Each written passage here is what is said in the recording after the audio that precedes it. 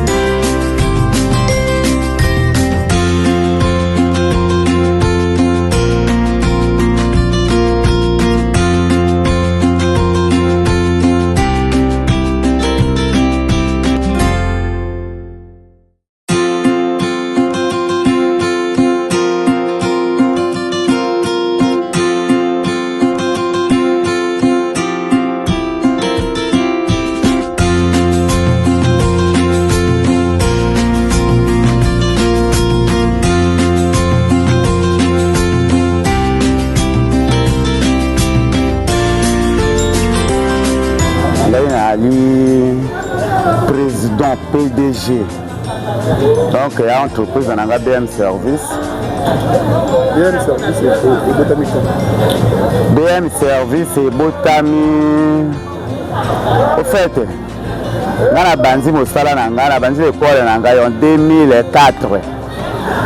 2007 na ji mosala na ngai premier moto na sala na ye PDG Buka. Nasana Buka chi na mona ke nazo évoluer te na longoli na yi ko sala na Coco Jérôme makambo pe simbi te na longoli après na sali na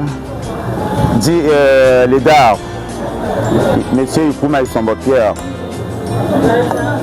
na longoli pe na moni esimbi te na vandi nani na yi ko sala na madame Mbosa o alaki premier fondé na caisse d'amortissement congolaise na CNCS.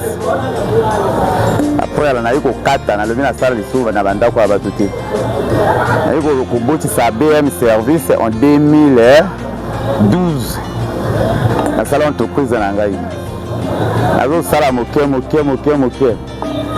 nzambe mpe ayi kotinda nga angelu moko boye oyo ayi kovalorize mosala na ngai eke likolo nakomi bien nakomi kotambola na baéquipage na ngai nazwi nyonso eloko nyonso ya service traiteur na yango et à la chapiteau et à la chiffondage et à la gazon biloko tout batable basiete tout eza na yango kolamba na ngai ya don po te ngai kolamba na ngai ya don oyo nzambe asala ke oyo ya don na yo atia na kati na ngai donc ebimisaka na barévélation na kati ya kolamba oyo parce que lipo mwana na ngai na alolingaka kolamba nalamba bilia na nga tokabona bandeko na biso ti na yi nake l'école collège na ngana oyo tofongoli restaurant na 650 na Ibrahim alaki tchadien tosali ti après na yi kokende lisu bastage na ngai na Méridien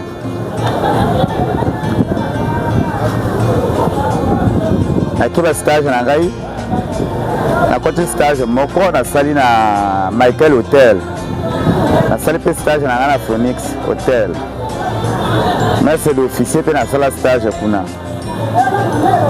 après nayi kokata BM Service circulation ya BM Service BM Service wana BM ali kombo na nga moko Bomyangu yango wana omoni natiaki yango Bomyangu ya non na nga wana lobaki natie établissement na ngai na non na ngai kombo lokola ya papa na ngai natie BM Service traiteur. Alors, le plat, il y a BM Service. Vous êtes limité dans le plat ou ça va plat tout et c'est la cuisine ça. BM Service à la hôtellerie générale, à la plat européen, africain. Donc tout sort des plats, il y a race tout. Alors, les lots, par exemple, c'est pas le monde à Banituna, sauf c'est comme il évolue. Pendant Banina, c'est la cuisine électronique, il y a basé la tradition, et là on a pas pour nous, et donc j'aurais été vis-à-vis de la client. Biloko oyo kulamba na kuni, na biloko oyo kulamba na ba machine électronique, et ana gumo kote. Na kulamba biloko na kuni, yo lambi na gaz. Soupe ekwala ndenge moko te yango wana préféré que nanga koni traditionnellement biloko nanga ekobima bien et à peine à saveur ya bien. Quel est votre message envers la client par exemple bangaka tradition africaine?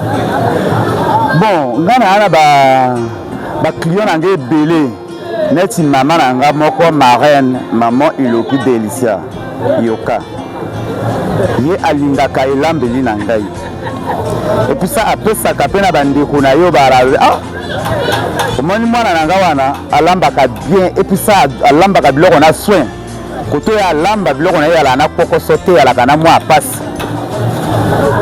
et puis ça atiaka na bango boye nakumisaka ye te teke mpo na andeko na nga non nazokumisa ye selo esaleli na ye ndenge asalaka ajwaka mosala na ye vraiment nani na soin et adjouaka yango ojira alaka trop concentré na mosala na ye donc naye kopesa alaka na bafana na ngai oyo soka mo parce que nalekisaka mwa baplan na ngai na TikTok nalaka na bafana na nga ou bien na ntina na statut bo balaka na banimero na ngai nomona abenga fo olambanga bilia oyo olambi wana e atinda mbongo na ye mpe nalambi bilia na ye nake kotika ye yango na ndako à domicile.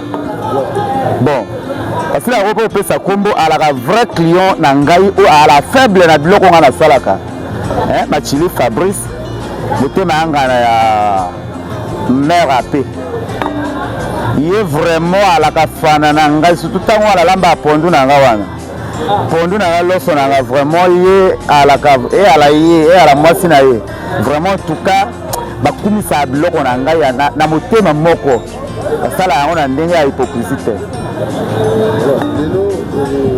Au vous allez dans l'activité mobile, il y a plusieurs services traiteurs. Est-ce que tu vas remplacer le monsieur ou tu vas te placer dans plan service traiteur des agriculteurs? Oyo BM service la main d'or. Côté na la kota kaya lokola Poutine. Bengana la lokola la Russie. Côté on a zalaka ba traiteur bazala ta zomi. Bala ta boni. Soki bilia na nge silite ba kende nzela mosusu ta na tinda ta na ko ba o me awa bilia bo kende pe kuna ba loba te. Bisoka kawa. Ba bango ba nyingana kawa soka kawa banjungi tu etikali taka polele bwana lakisi bango awa bomoni esili wala bango banyingani me banyingana na konyonga me koma biliezo sila bwendenge nini biso lite biso belingika bilio lambaka yala kaisala nga mwa bapesa nga courage na musala nga et puis ça musala nga na lolendo na ngo te na jwaka yango plina valeur ke bato basala na ba bureau wana nga la complexe te na bato asala na bureau bato baleta ba machine na ali même pas complexé na bango quand mosala na ngai na janga quand même pas son franc donc yango wana na jwaka yango na valeur moko na linga moto aya quand même ko sakana ko tonga na sala kate. Alors est-ce qu'il y a aussi des services il y a aussi des services traiteurs au balama traditionnel le kola yo bon wana ngana ko yeba te parce que ngande na zaboyi sera ba chibiso ba place podium na ngai na lekaka te ko contrôler que ba podium ya baninga na la ka concentrer na podium na ngai na kutonga na lambaka bango moko ba même solo na ngai bebisaka entourage tout auto ala lelo eto que moto ozana partout azana mille connaissance ya cuisine message ni que zana ko na la service traiteur mosusu eloko ngala koteya na ba service traiteur mosusu mosala soko omikitisi bakomatisa yo soko omimatisi yo moko mosala na yo ekokita nalingi basala na bosembo na motema ya bien oyo akokoyaka nayoka te eloko na yo osalaki boye vraiment baapprécie yango estce okoki kolakisa nga manière na yo ya kosala tolambaka tout tolambaka mais il y a plusieurs façons de préparer la cuisine. Il n'y a pas de comment on peut dans la cuisine il n'y a pas la limite donc cuisine et kendeke moulaï ngande na zaboye ngai moko ngai na la adversaire ndenge na vandi boye na la katana na cuisine na la adversaire te nga moko soki na vandi so na moni moninga zo lamba na lukaka na ata na yebi keloko wana na yebi olamba yango mie ko leka ye na talaka elambeli na ye pusa na jwaka oyo asali na vaccine oyo ya ngai après na leki lisusu ye.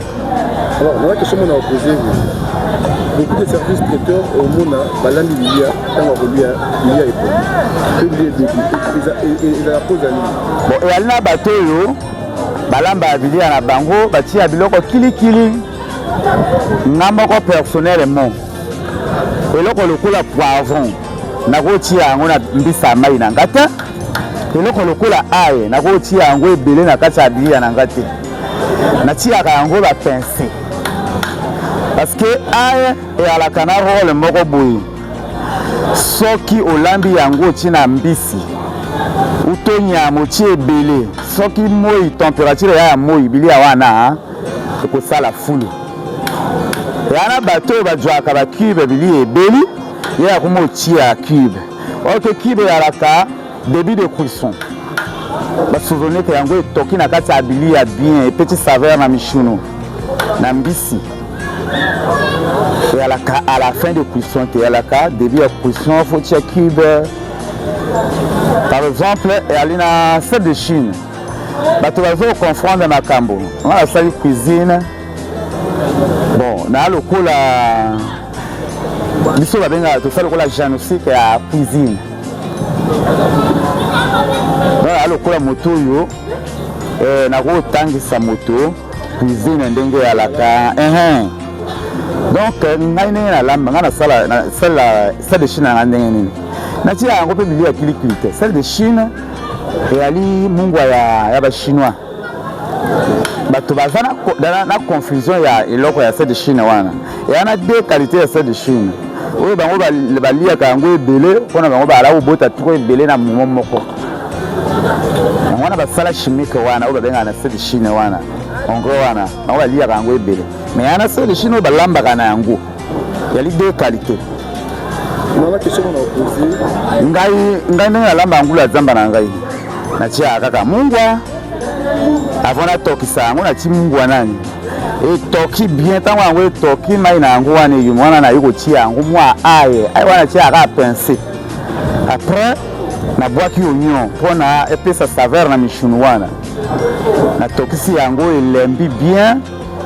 Tango elembi wana nga na kati tomate na nga mbuma parce que nga na kalika tomate ya mbuma na kati ya biloko ya beauté na tabwaka yango kaka na ba pince pe kaka en neige donc na sala en neige mais kaka lokola na ti mais lokola na ti te za ko mona na bien te ko supwana ya la moi marron moko boy wana ya li ndenga na elambe na nga ngula zamba o ya la makako elambeli paka moko ndenge ezana tokisa makako na bien na mai na yango moko peka na mungwa tango toki wana pona boaka toujours à pincer parce que a jouer que la rôle na kasa ya banyama wana ya laka eloko babengi batenya wana ayo ebomaka misopo wana ndenge ebomaka kote ya moto ndenge pe koboma kote ya nyama.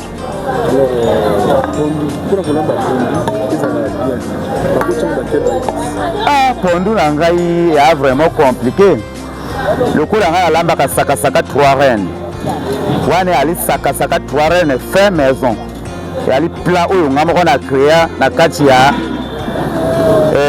intelligence na nga ya cuisine nga na sala d'espérance na nga oyo ya ka d'inspiration et ya na cuisine.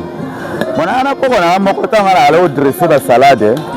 Ayi ko tuna nga koko oyo ezalaka vraiment kaka mayelo ko ta l'école te. Oyo okoma ko sala na kisinga te kisinga ya kaka tala biloko ngana zo sala yango tomate oignon. Et ali manière na ngai ndenge nzambe ala ngana d'inspiration na sala ebongaka ba propre. Pondo ngana ba pondo qualité belé. Nana pondo na koko na lambi yango batuti yango mobeso bongo. Basali pe mosaka na lambi yango mbala mona mosaka. Eyomi na écraser ba souvenir après na kangi yango na maboke na frire yango. Na pondu oyo na kalinga yango na kokali. Na sali pondu na nga bien. Na ti eloko wana kote na biso babenga ke yamba. Na ju papier alu. Na ju pondu na emballé na tiki yango na moto. Et tokiti evanzi na kitisi après na kokalinga yango na kokalinga. Alamba pe pondu ya verre. Bato misusu bakanisa pondu ya verre elamba bakisasa non. Songa alambi ya pondu ya verre. Mokisasa pa alambi pondu ya verre. Pondu na ngai a différent. Bato tosi sala lita yango toalaki na madame G2. Maman Georgette, madame Okemba. Alako yaka kote na biso. Ngato alako sala nga moninga na ngai komona ni Noël. Zairwa. Maman na biso alobi te Noël alamba pondu ya verre. Noël alambi pondu ya verre eteli. Na alobi maman tikanga pe na lamba. Ayo na alambi pondu ya verre bien.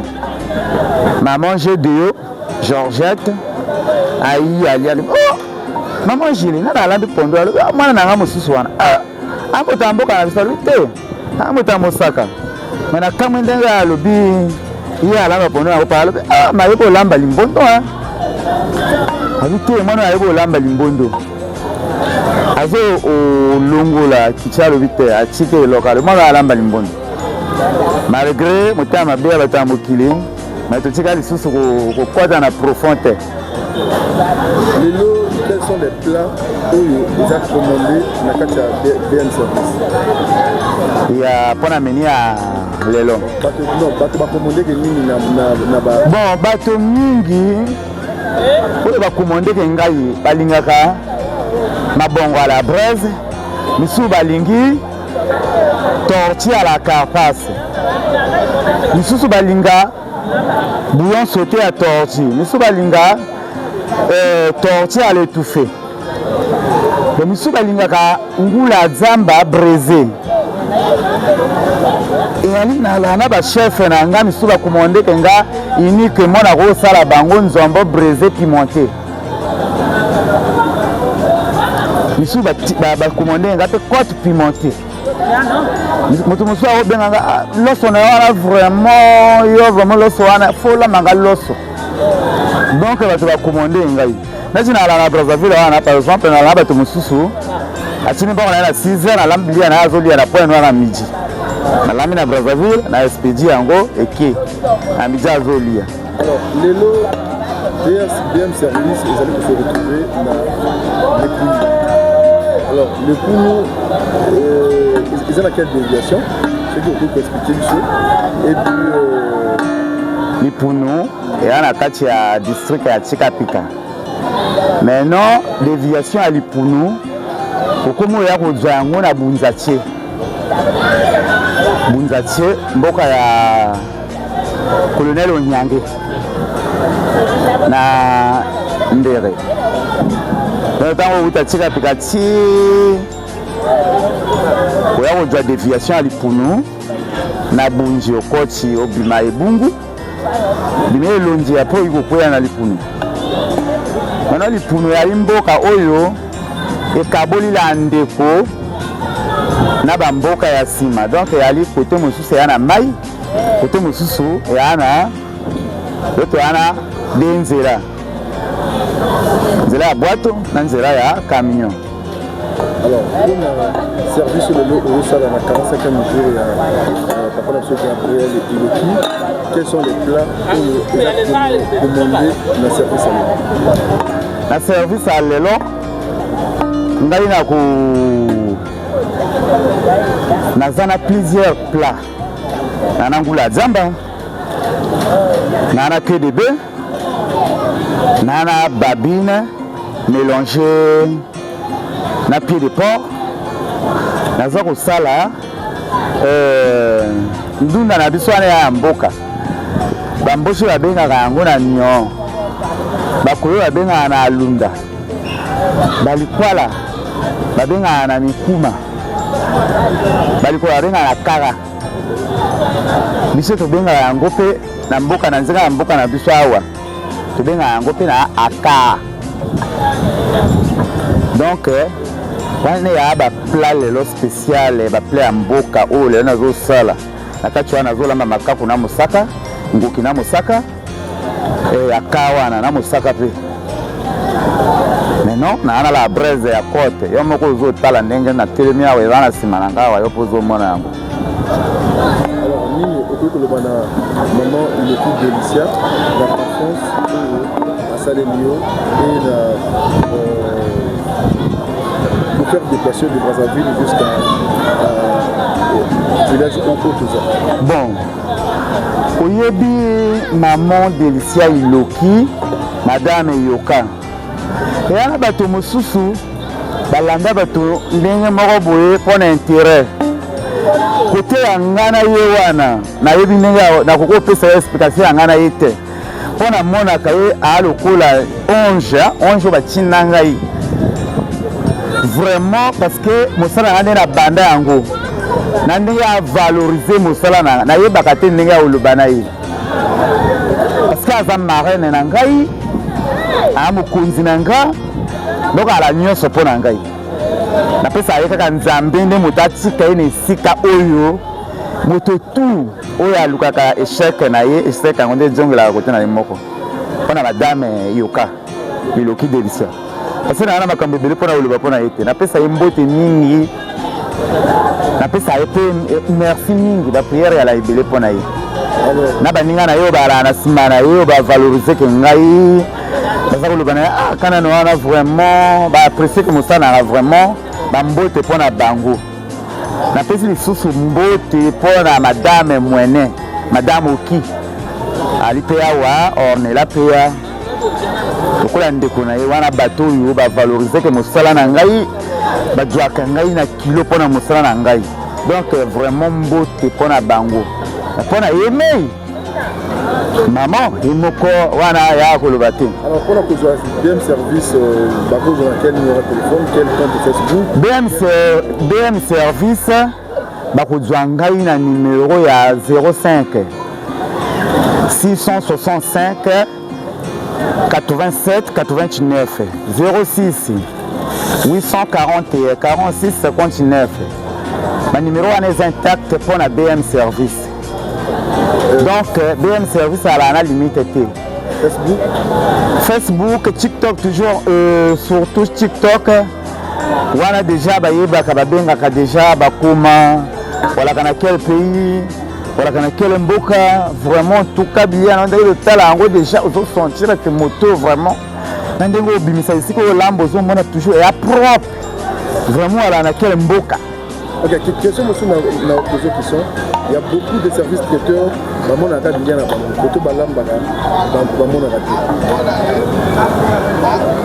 Bon, comment est bateau misusu? À sala na ye makambo utilité. A dû le cola. Na rôle baninga azana maman na ngai et Delicia Yokane Iloki. Nande kuna ye ngana sana ngale kole wana ta na kiko jwa bato mo boye na yebite intel wana ala cuisiner na kiko solliciter ya minga bato na yiko créer anga service mais na yeba ata nini basala kana njungu boye na kitisa ye alia na sima na bango tango ya kokata mbongo kuna ya jwa pourcentage na ye mais nosko ya PCP ya kinyani après akoma okabula na bato na ye na sima bato mingi o bazala o ba traiteur ezaba na ba traiteur te basala pe ba yema kama alokola bato moto moko boya sala na ye makambo ya enseignement te afungoli école na ye pona kaka akyo jwa directeur moko boyi ya sa ma retraite ou bien na azo sala quelque part atiki ye azala wana ye akomi lokola moto ya salon enseignement akomi koliaka na sima ya moto wana. Donc c'est un peu ça. Merci beaucoup. Mbote. Soki na simbi kuyero boy. Na lakisa na bato tout oyo baza kosuivre nga na télé la rose. Bayebaki donc il y a un vrai cuisinier. Parce que soki yo oza olobi oza chasseur. Oza ko osala émission sans mondoki. Bon nini elakisi ke oza chasseur. Sona la simbi cuillère nanzeta fufu pona bato bayeba oui un vrai cuisinier moi ndenge ya cuillère nanzeta fufu ezolakisa te na sala émission na cuisine BM Service la main d'or. Donc c'est un peu ça. Pour aujourd'hui nous sommes au retour de deuil de notre papa Iloki Gabriel. On a commencé avec sa fille Iloki Delicia au moment de douleur. Et aujourd'hui c'est le 45e jour, voilà une de plus, le BM Service est encore venu faire ses exploits pour montrer encore la valeur de la cuisine africaine par rapport à nos plats et on passait un moins bon moment avec notre maman.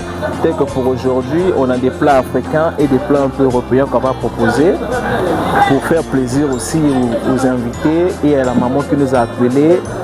Au fur et à mesure de montrer encore notre vouloir de faire et notre travail et notre service, la manière que ça se passe, tel que là, il y a une collègue qui est en train de enlever au moins,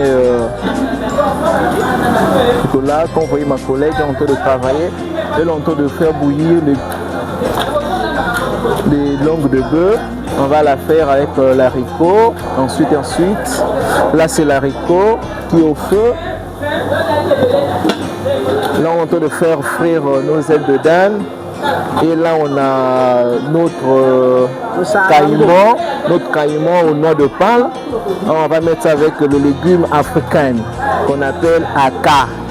Donc c'est typiquement des plats mbouchi qu'on est en train de faire un plat africain. Vu que le BM service est varié au type de service que le client propose. Donc on va au type africain et au type européen. C'est par rapport au vouloir du service de la clientèle. Donc une personne, on est ouvert à tout le monde. On est ouvert à tout service. BM service est basé dans quelle ville? Le BM service est basé à Brazzaville. On revient de Brazzaville, là où nous sommes précisément à Lipounou, la déviation de Chikapika.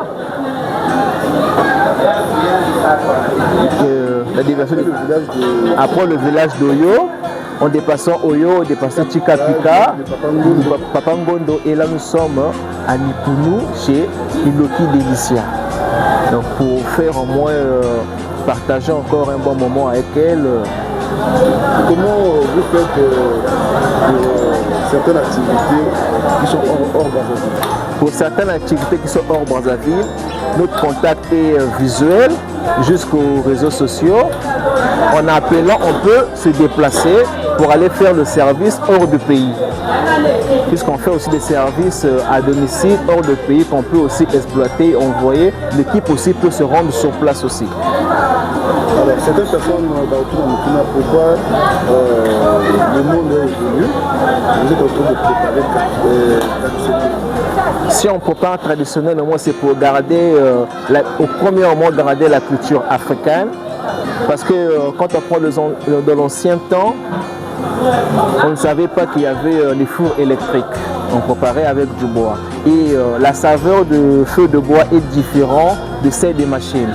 Voilà pourquoi on a gardé cette traditionnelle d'abord africaine, pour au moins exploiter ça encore, pour montrer encore aux gens que sans les matériels électriques, on peut encore retourner à nos racines. Est-ce que l'oco électronique, les alina, comment on peut corriger, ou ils ont des cuisine traditionnelle? C'est que non, les gens qui pratiquent la cuisine électronique, c'est pas mauvais, mais certes que il faut entretenir les machines à chaque fois, parce que ça peut être rouillé. Une machine rouillée, on ne peut pas faire de la cuisson avec. Mais tandis qu'avec le style africain traditionnel, on n'a pas besoin. Il n'y aura pas un truc qui est abîmé, tel que là c'est le bois. Le bois ne s'abîme pas. On va au quotidien africain pour encore... C'est par rapport à nos racines, mais on interdit personne d'utiliser les machines électroniques. Mais ça, il faut à chaque fois la nettoyer. Alors, qu'est-ce qu'on peut retenir en gros pour votre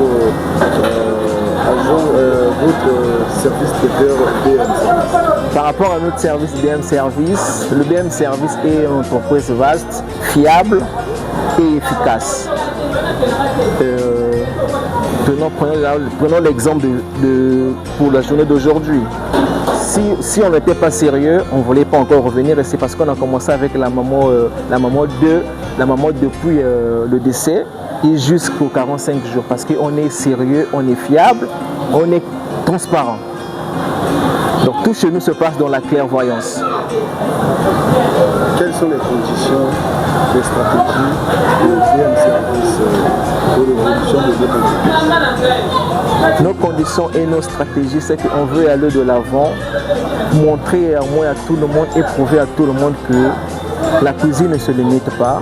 Même si on utilise le feu de bois, ça ne se limite pas. On peut encore aller au-delà et proposer autre style aussi, proposer autre technique et autre chose que les gens ont déjà abandonné.